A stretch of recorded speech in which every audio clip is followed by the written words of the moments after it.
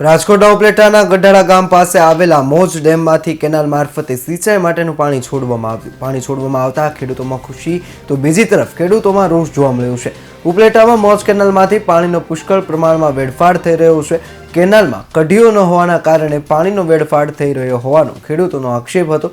કેનાલનું પાણી કઢીઓ ન હોવાને કારણે રસ્તાઓ પર અને ખેડૂતોના ખેતરમાં ફરી વળે છે, જેના કારણે ખેડૂતોને નુકસાન થતું હોવાનો આક્ષેપ કરવામાં આવ્યો હતો. મોજ સિંચાઈ વિભાગ દ્વારા કાઢીઓ બનાવવાની કામગીરી હાથ ધરવામાં ન આવતા ખેડૂતો રોષે જોવા મળ્યા છે. આજે મારી જમીનની અંદરથી જે પસાર થતી મોજ D2 જે કેનાલ છે, આજે 40 વર્ષથી અમારો એક લેખ પ્રશ્ન સળતો રહેતો હોય અને વારંવાર રજૂઆત કરેલી હોય, સિંચાઈ ઓફિસે આપણે મોજ ઇરિગેશનમાં વારંવાર રજૂઆત કરેલી હોય, લેખિતમાં ફરિયાદો કરેલી છે, ઉપર અધિકારીઓ રાજકોટ જિલ્લામાં કરેલી છે, પરંતુ આનો કોઈ નિર્ણય નહીં આવતા અને જે ચોમાસાનું પાણી અઢળક આવતું હતું ત્યારે પણ અમે 50 આદમી માણસો જઈને અમારા કામ ધંધા મૂકીને પણ અમે ગયા હતા કે ભાઈ અમારો આ જે જૂનો કાઢ્યો છે તમે જે પડતર જમીનમાં મૂકીને ગયા હતા તે અત્યારે કોઈ પડતર જમીન નથી. અત્યારે જે જમીનો બધે વાવેતર થઈ ગઈ હોય અને નીચે જે પાણીની આવક હોય બધા ખેડૂતોને જે પાણી ક્યાંય નિકાલ ન હોય અને એ ખેતરમાં ફરી વળતા હોય એના હિસાબે અમે રસ્તામાં પાળો બનાવેલો છે.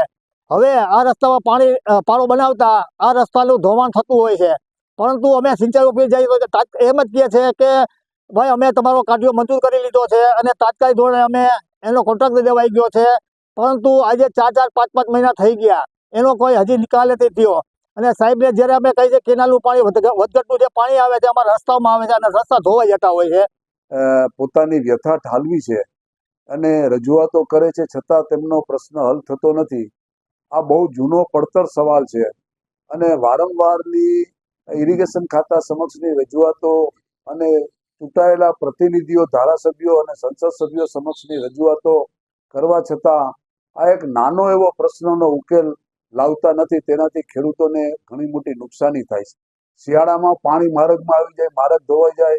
ચોમાસા દરમિયાન સતત ખેતરોના પાણી, વરસાદના પાણી આમાં કેનાલમાં આવે અને ખેતરોમાં લગભગ 10-10 દિવસ સુધી સતત પાણી ચાલ્યા કરે અને ખેડૂતોના પાક ધોવાઈ જાય, બળી જાય, કોહવાઈ જાય.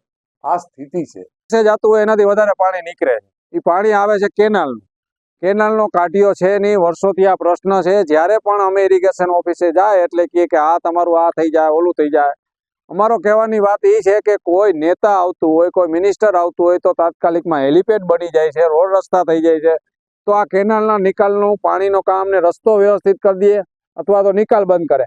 આજે નાના મોટા ખેડૂત 3 વીઘા, 4 વીઘા, 5 વીઘા અમે પૈસા ભેરા કરીને માંડ હજી દિવાળી પછી રસ્તો રિપેર કરેલો છે.